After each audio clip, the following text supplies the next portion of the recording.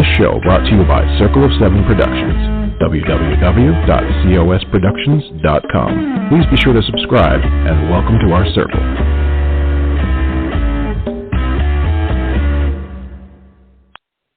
Hello, everybody. This is Patricia W. Fisher with Readers Entertainment Radio with an extra episode this week because, I've got a lot of authors that I would love to feature, and there are some authors over the summer that we planned to talk and we just didn't get connected. So over the next few weeks or several weeks, there will be extra editions.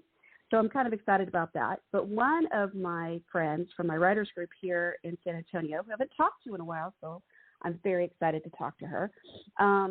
She is going to be on the show this morning. And one of the things that I wanted to bring up is we are celebrating, or the country is celebrating, National Hispanic Heritage Month. And so if you're not familiar with it, it was established back in 1968 by a Representative Edward Robal of Los Angeles, and it was signed into law by Lyndon Johnson. And in 1988, a commemorative week was expanded to a month from September 15th to October 15th. Now, you may wonder why the middle of the month is when it starts. Well, there is a absolutely good reason for that. It was chosen, September 15th was chosen because it was the starting point for the commemoration of the anniversary of the Cry of Dolores from the Mexican War of Independence that resulted in their independence from New Spain. So now Mexico and Central America, nations like Guatemala, El Salvador, Costa Rica, Honduras, and Nicaragua became the Federal Republic of Central America. And then, so this is when they cut off. They were completely independent from Spain, and that was a big deal. So that's why Hispanic Heritage Month starts on September 15th, and it goes through October 15th. Heritage Week, Hispanic Heritage Week, was first proclaimed by Lyndon Baines Johnson in 1968. And then Presidents Ford, Nixon, Carter, and Reagan gave proclamations for a week, and then it expanded to a month by George H. W. Bush in 1989. So there you go. That's your history lesson. You're smarter already for listening in. So, but today I get to have my friend LM Gonzalez on the show, and she writes about love and life of Latinas and the challenges of romance in the second time around. So we're talking about someone who's older than 30-ish, okay? Because there's a lot of us out there that, love's still sticking around for us, and that's good. Her story, set against the backdrop of a strong Latino culture blended with an American lifestyle, are refreshing and capture the essence of everyday Hispanic life. Her latest book, Strawberry Sunday Afternoon, is out now, and you can connect with her on her website and Facebook. You can get her books at Wild Rose Press and Amazon. So welcome to the show, Lupe. How are you? I'm good. How are you? I'm good. It's been a while.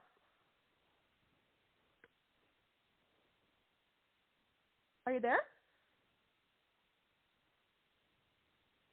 Lupe, are you there? Oh, goodness. I think we lost her. Can you hear me now? Yeah, yes. There you are. Okay. So it has been a while. Yes, it has. I'm glad to be here, though. I'm glad you reached out. It's we if anybody knows anything about romance writers groups, things kind of imploded right before COVID, and that was not because of COVID. It was because of a huge big thing at the mothership of Maine RWA. So not everybody kept their writers groups, and then of course COVID happened, and things kind of fell apart in some areas. But I mean, I've been very lucky to have such amazing writers in our area, and Lupe is definitely one of them. So this is your sixth book, yes? 2, 3, 4, 5, 6. Yes, number 6. All right. So tell me a little bit about this one. Okay. Well, this one is part of the One Scoop or Two series at the Wild Rose Press. Rhonda Penders, the publisher, wanted to like a beach read. So the criteria was that it had to involve ice cream of some kind, and it also had to be near water. So okay. I thought, okay, well, I remembered the ice cream truck when we were little, and my sisters, little that we were, we called it the Tingaling because of the music. You know, it sounded like the tinkling music. So we would, when it was in our neighborhood, we would run after it and say stop. So I thought, you know what, that sounds. And another good thing about it is that they not only sold ice cream cones, they sold strawberry sundaes in a little cup. And I thought, I remember those. Yeah. So I thought, let me write about that. And then, you know, Woodlawn Lake here in San Antonio. Yes. I thought, well, I'll set it there because around July the 4th, they have this big fireworks display out there. So that's where I'll set my story. And it'll be about strawberry sundaes. And then I brainstormed titles with my son, who's very good at with titles. And we came up with Strawberry Sunday Afternoon. I love it. And it's that about, is so sweet. Right. And the story is about no pun intended, but I caught that. What? I said no pun intended that it's sweet, but I caught that after I said it. Yeah. Yeah. But the story itself, the romance itself, is about a couple who met one summer 7 years ago, and they all had ideas about what they were going to do with their future.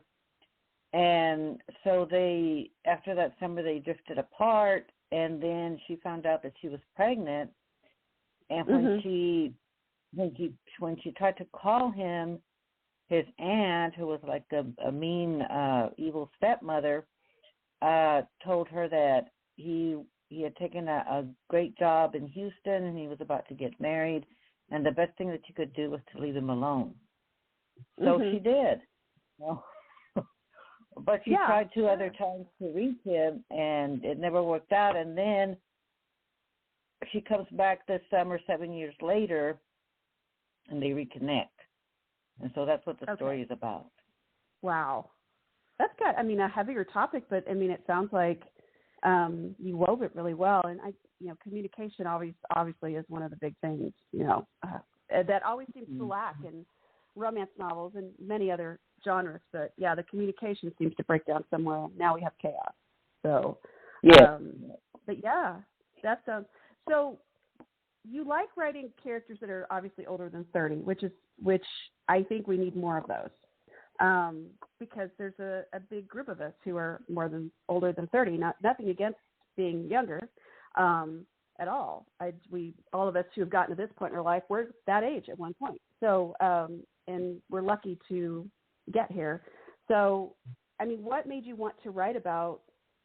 And I hate to use the word older because I think it's kind of a cringy word when describing, but someone who's not, say, post-college and finding themselves age. Well, I think what has happened with me is that I've written stories since my first story I wrote it when I was in college, and I was a college girl. So I think my stories have advanced as I've advanced through the years, right? Sure. I was a college girl. I was a married woman. I was a single mom. So as I got older, like you said, like from age 19 to the age I'm now, my heroines have aged as well. And though Strawberry Sunday Afternoon is about they are in their early 30s. The couple is in their early 30s. But most of the time I write heroines that are older that may have 30-year-old children, right? But because I think that's what has happened with my writing is that usually I can't write about a college girl because I don't know that world anymore. So I find it more easier and more able to tell a story about older characters who have lived a little, and then also give them a second chance at love, Sure.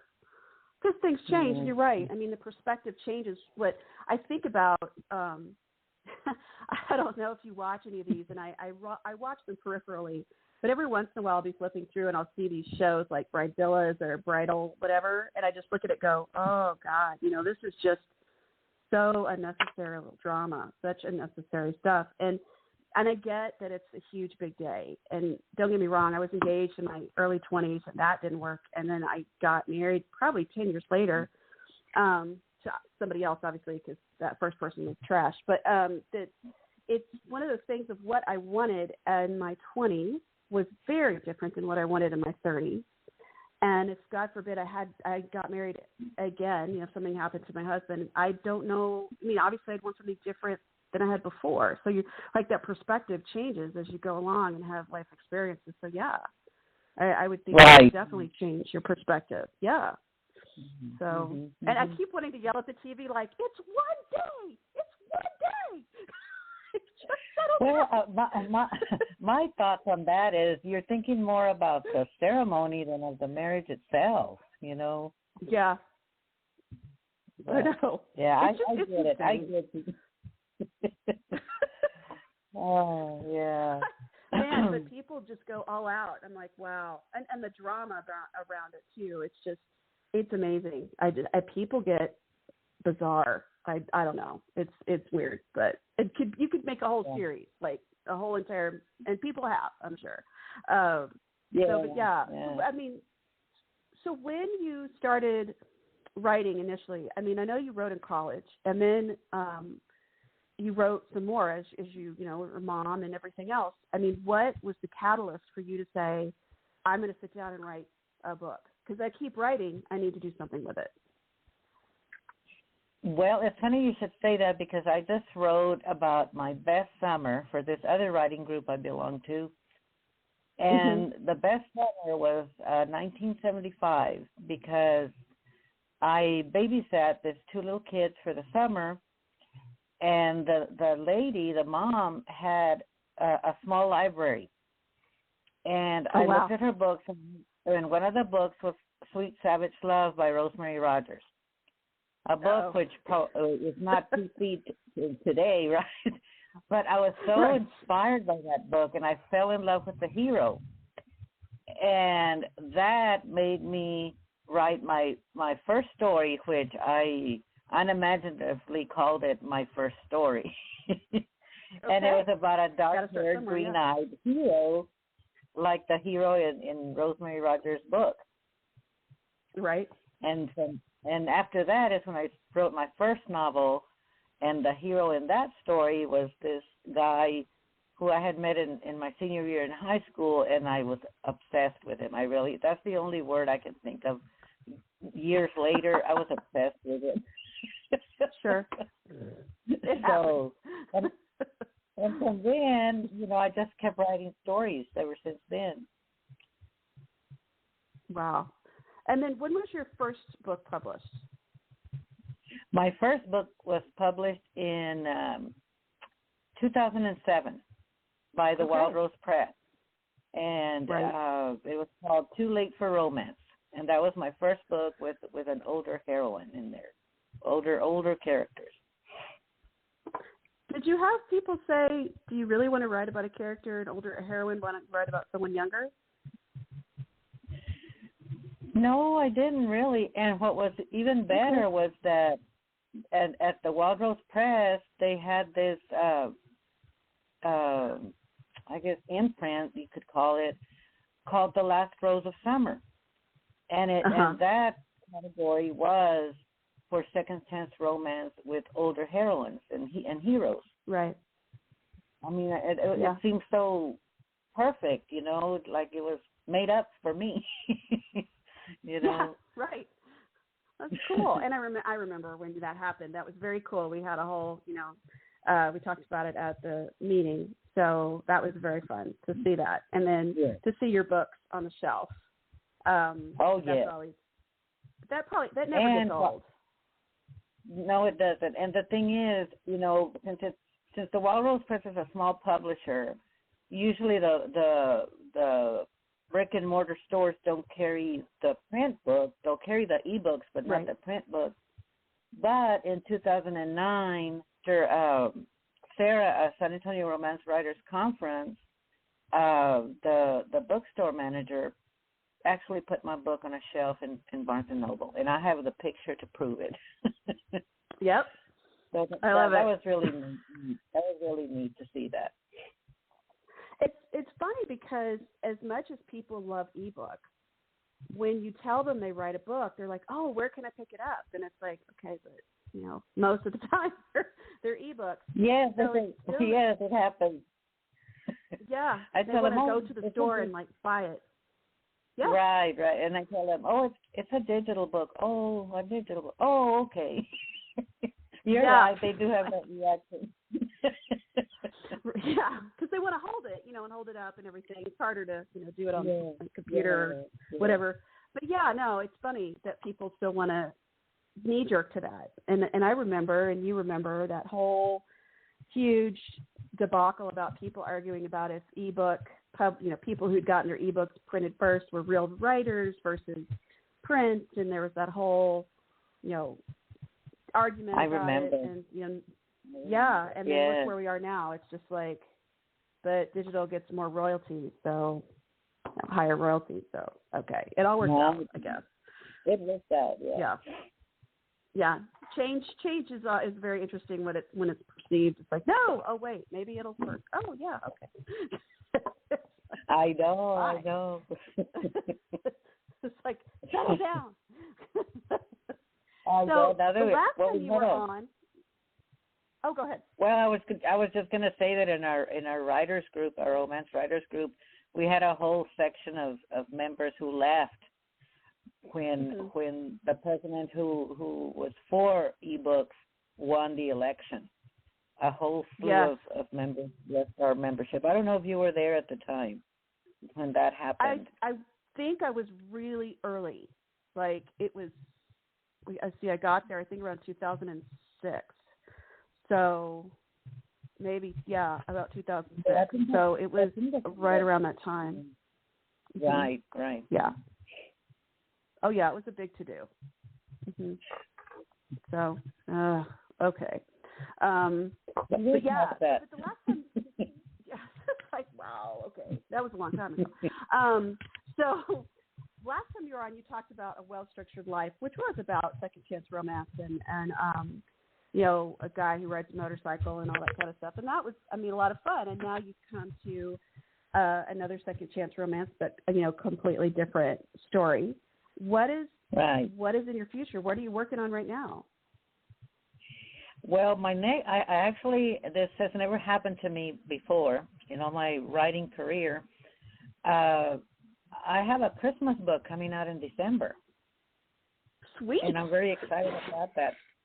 It's another series from the Wild Rose Press that these books had to include a Christmas cookie, and you could include a recipe, and the Christmas cookie, 2 words had to be in the title, or a cookie had to be in the title.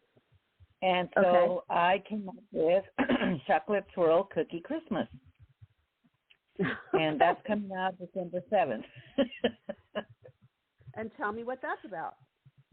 This one is about my heroine is a writer, which is something that I aspire to. She's an actual novelist who makes money from her books, and that's her career. And she does volunteer work at the senior center because, she wants to do something besides just sit in front of her computer. And this is where she meets the hero who's there visiting his dad.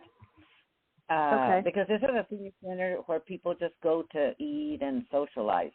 It's not a living place. And so there she meets the hero who has, let me tell you the tagline of that story is let me see if I can find it.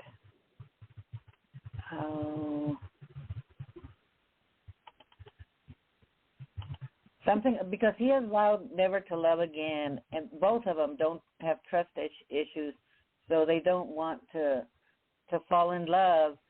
So, and she's blocked in her writing. She can't write, and she's writing these series of books, and she just cannot write, and she doesn't understand why.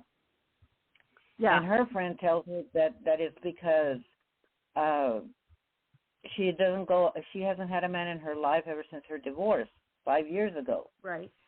And so somehow the hero convinces her that they can go out and they'll do research and see if romance can come back into their lives, right?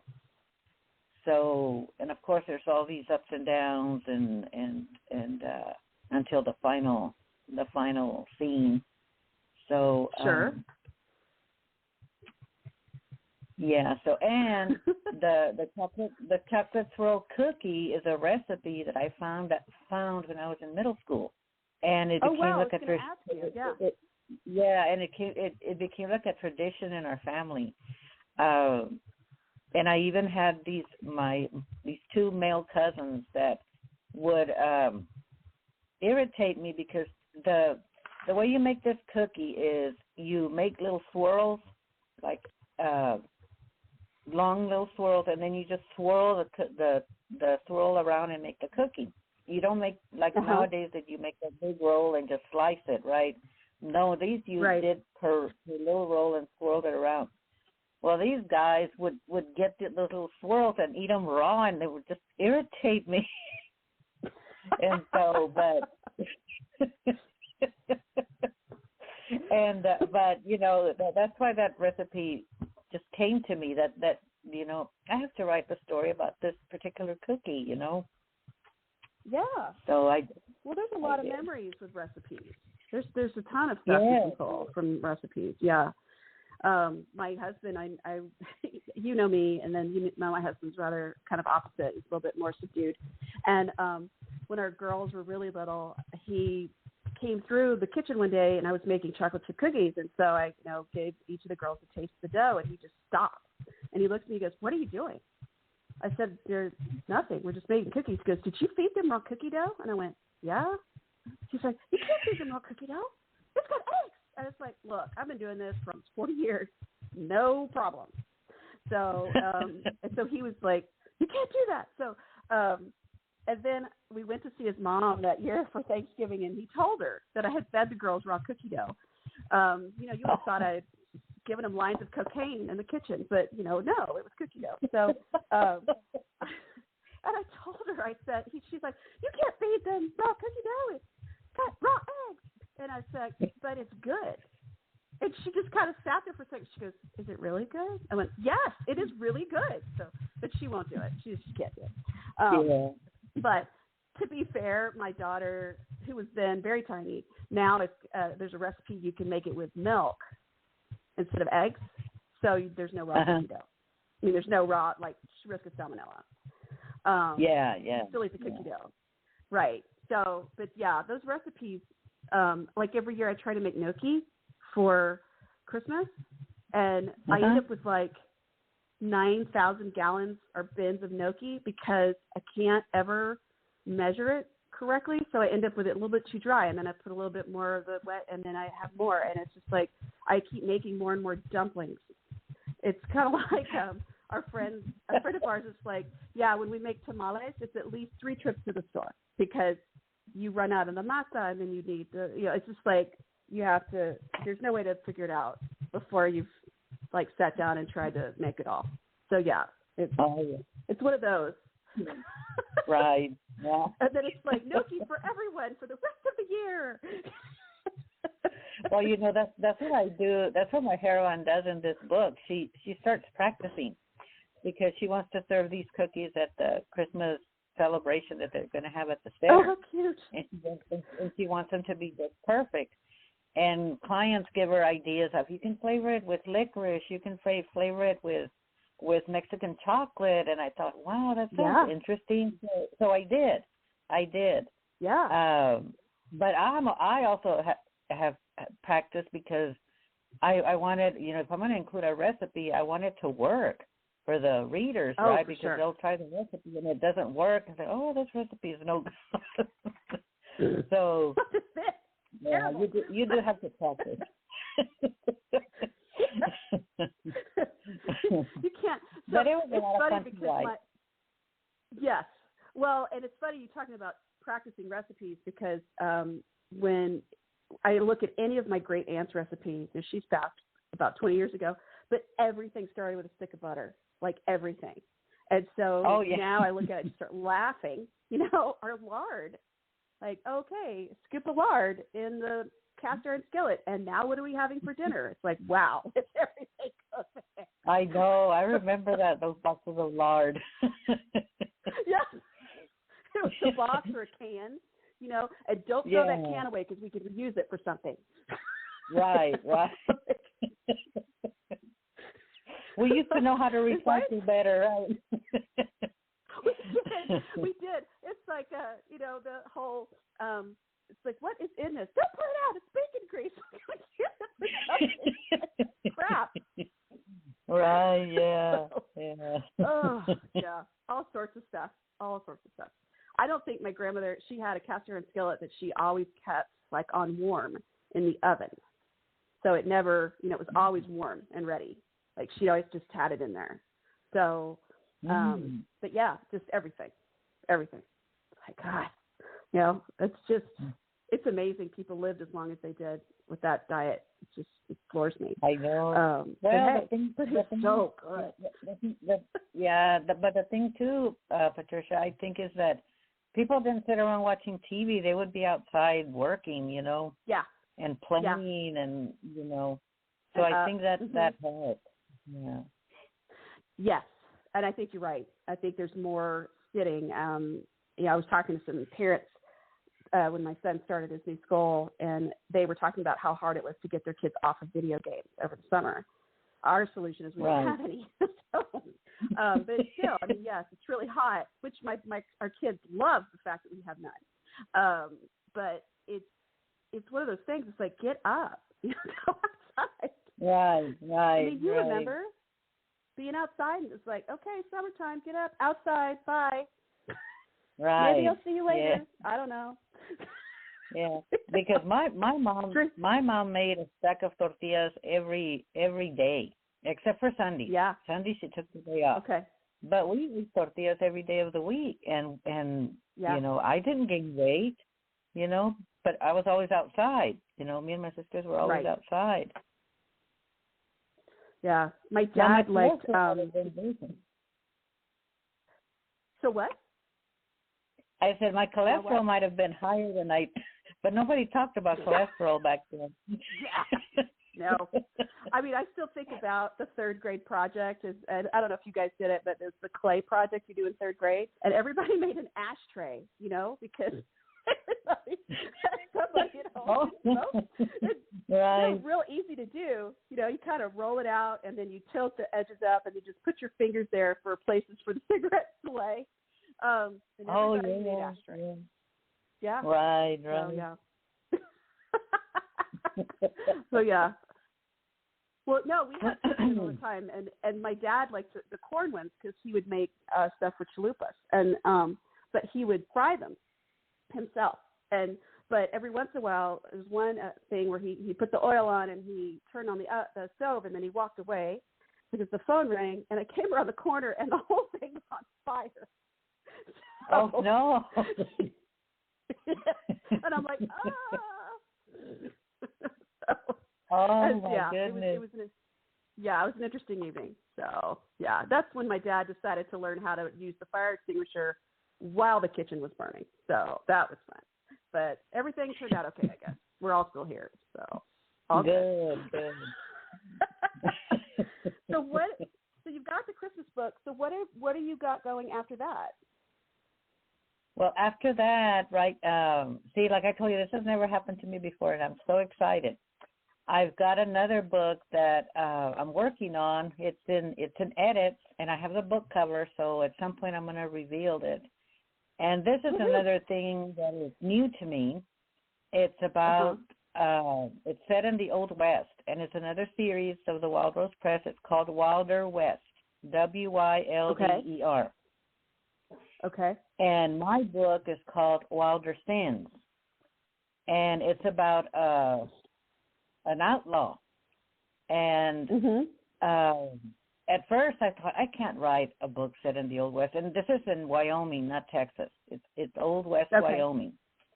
And I told him, I can't write a story about, I don't know the first thing about Wyoming, first thing.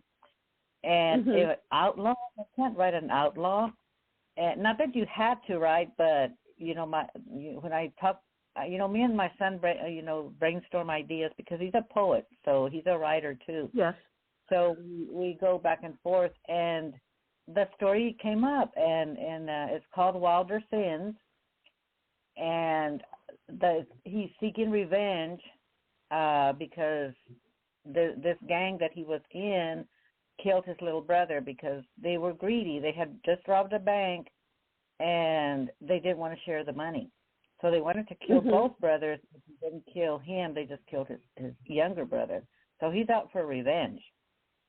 Sure. But he does get shot, and that's where the heroine finds him, and she's been an orphan since she was 12 years old, and she lives in this Catholic orphanage where she is a teacher, and she teaches the orphan kids there who speak mostly Spanish, and she's teaching them English. And but she's always lived in this orphanage with nuns, so she's looking for adventure. He's looking for revenge, and she's looking for adventure. Wow. So I'm really excited. It's very different for me, but I'm really excited about this story.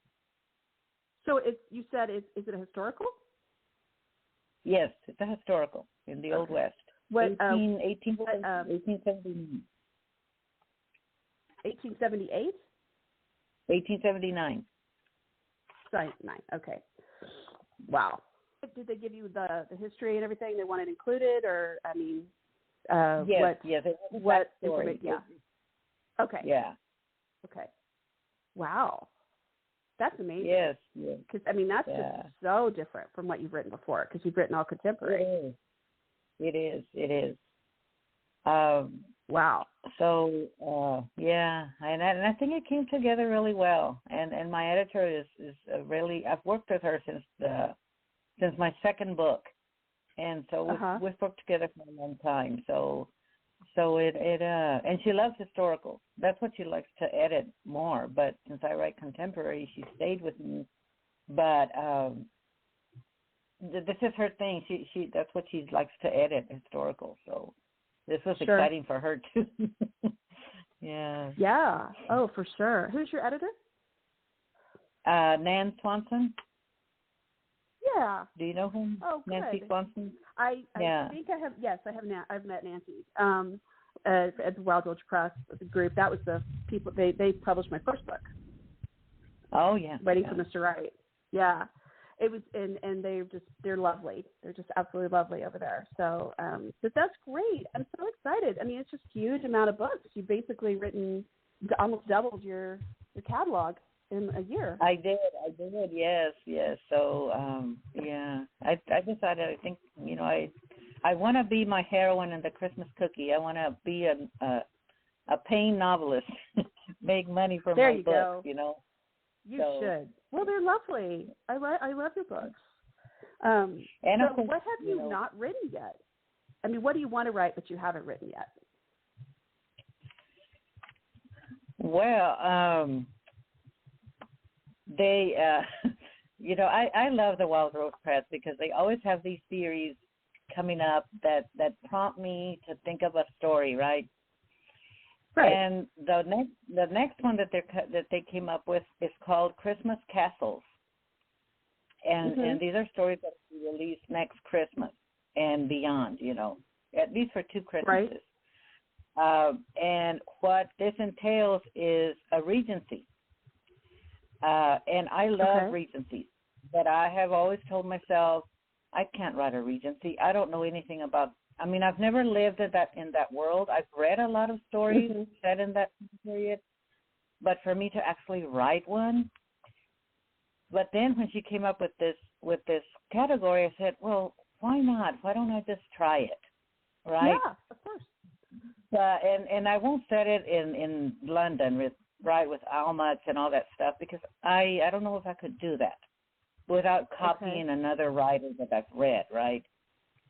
Sure. So I thought about having them be out in the country, and of course, since I want to include Hispanics, Latinos in my books, I thought, what about if it's a princess from Spain? Yes. That's the heroine. And so, and then the hero will be a duke of something. I know that his name is going to be Benedict, but I don't know his last name, and I don't know what dukedom he's going to have. So we'll see how this goes. Right. But see, that's something that I've never tried, and we'll see how it goes. But that's next on my agenda. Yeah. Good. Yeah. Oh, gosh, and very vivid. Yeah, and I know that a lot of writers, especially the writers that are like Jodie Thomas and Nora Roberts. Well, I don't know about Nora Roberts, but Jodie Thomas, because I think she can write anything and people will buy it. But like Jodie Roberts one time was at Sarah at the San Antonio Romance Writers, and she said, pick your lane. You know, like if you want to write second chance romance, stay in that lane. Don't go over here and write a Wild West story. But to me, it's like I can't write in a set. Maybe because I'm a Libra and you know the scales I veer from one to the other. Yes. I mean, the story comes to me and I need to write it. Yeah. So I don't know. That may be a story. Yeah. You know, I think I'm pretty sure I was there at that one, and I love Jodie. She's a fabulous writer. But I think everybody has to kind of pick their path. And if your path is to write different genres, then write different genres. I know that it might be harder. It might be harder for people to find you because it's just kind of like you accept the fact that it might be harder for readers to find you. But if they're reading your books, they're going to follow you wherever. So yeah. So yeah, I think you have to. But I think if you write haphazardly and kind of like, I think that's maybe what she's focusing more on. Although, I mean, everybody's got their niche, and then if people want to write this talk about just this town or this kind of books, sure, I get it. Because I think her point was that people know what they're getting when they read your stuff. I know if I read this, it'll be So yeah. But you have to find your path. So I think it's going to be brilliant wherever you put your words. Yeah, I hope so. I'm looking forward to it. Well, I appreciate you, and thank you for being on today. I have loved catching up a little bit and talking and hearing about all your new projects. Okay, I'm glad to be here. I really enjoyed it. Yes. Thank you. So you've got the Christmas book coming out in December. Your book, yes. And so your Strawberry Sunday. What is it? Strawberry there you Sunday go. Afternoon. There it is. Strawberry Sunday Afternoon is out now. And then you have 5 other books before that. So here's the deal, guys. Who all my listeners, you've got about 6 weeks to read all 6 of these books before Lupe's next book comes out, which is her Christmas book. And that's the Chocolate Swirl Cookie Christmas with a recipe, by the way. So make the cookies, show her, post it on social media so she sees what you're doing, especially if you do something different. Like if you add liqueur or whatever, or egg, or milk instead of eggs, so you're not eating raw cookie dough. Those kind of things. And then when does your historical come out? I don't know because that one is still in edits, and so I'm thinking maybe the early part of next year. I hope. Okay, perfect.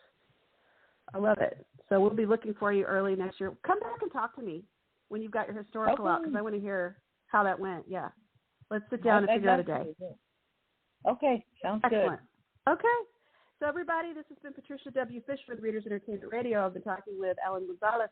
You can find her latest book, Strawberry Sunday Afternoon, is out now.